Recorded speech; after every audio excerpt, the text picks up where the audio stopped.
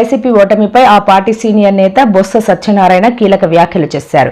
కర్ణుడి చావుకు 100 కారణాలు ఉన్నట్టుగా వైసీపీ ఓటమికి అనేక కారణాలు ఉన్నాయని చెప్పారు. అనకాపల్లి జిల్లాలో ఈ రోజు వైసీపీ విస్తృత స్థాయి సమావేశం జరిగింది. ఈ సమావేశానికి బొత్స, గుడివాడ అమర్నాథ్, ధర్మశ్రీ, బూడి ముత్యాల నాయుడు, కన్నాబాబు, వరుదు కళ్యాణి, శోభా, హైమావతి, బొడ్డేడ ప్రసాద్ తదితరులు హాజరయ్యారు. ఈ సందర్భంగా బొత్స మాట్లాడుతూ ఈ వ్యాఖ్యలు చేశారు. నేను మొన్న మేయర్ ఎన్నికలు జరిగినాయి. ఆ ఎన్నికల్లో ఏదైతే మన 32 మంది కార్పొరేటర్లు ఇప్పుడు ఉన్నారో మీ అందరూ కూడా పార్టీ మాట పట్ల, జగన్మోహన్ రెడ్డి గారు ఇచ్చిన ఆయన మీద ఉన్న పార్టీ పట్ల విధేయత పట్ల, ఆయన మాటకి విలువ పట్ల మీరందరూ కలిసికట్టుగా ఉండి మరి మనం సాధించుకుందాం అనుకున్నాం. కానీ దురదృష్టం మనందరం ఓడిపోయాం. అందులో ఇంకా దాన్ని అంగీకరించవలసిందే. ఇందాకేదో కొంతమంది మిత్రులు మనం ఓడిపోలేదు, గెలిచాము, అయితే అత్యవసర మార్కులతో ఓడిపోయాము.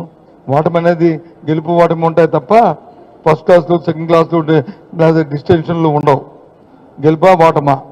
కాబట్టి మనం ఓడిపోయిన కారణం బుద్ధున్న మీరు కాదు, ఓడిపోయిన కారణం మీ అందరం. ఓడిపోయిన కారణం ఎవరంటే మేము. మా నాయకత్వాలు సరిలేక, మా తాలూకా నడవలు సరిలేక నేను చూశాను, కొట్టొచ్చినట్టు చూశాను. ఈ ఎన్నికల్లో చూశాను. నాయకత్వం ఉన్న నాయకులు ఎంతసేపు కూడా వాళ్ళకి వచ్చి కంట్రోల్ కావాలని కోరుకున్నారు.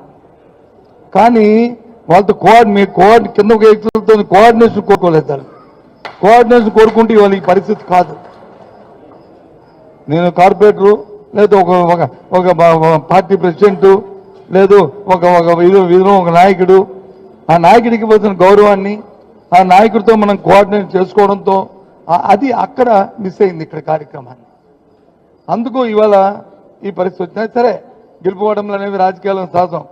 మన సాధారణ ఎన్నికలు జరిగినప్పుడు 175లో 11 మంది గెలిచాం, 109. ఎన్నో కారణాలు, ఎన్నో సంక్షేమానికి 270 కోట్లు ఇచ్చినప్పుడు, 2,70,000 కోట్లు ఇచ్చినప్పటికి కూడా, ఎన్నో మంచి పనులు చేసినప్పటికి కూడా ఎక్కడో ఏదో ఇంకా ప్రజలు ఆశించిన దానికి మనం అందుకోలేకపోయాం. కాబట్టి ఆ రోజు అది వచ్చింది.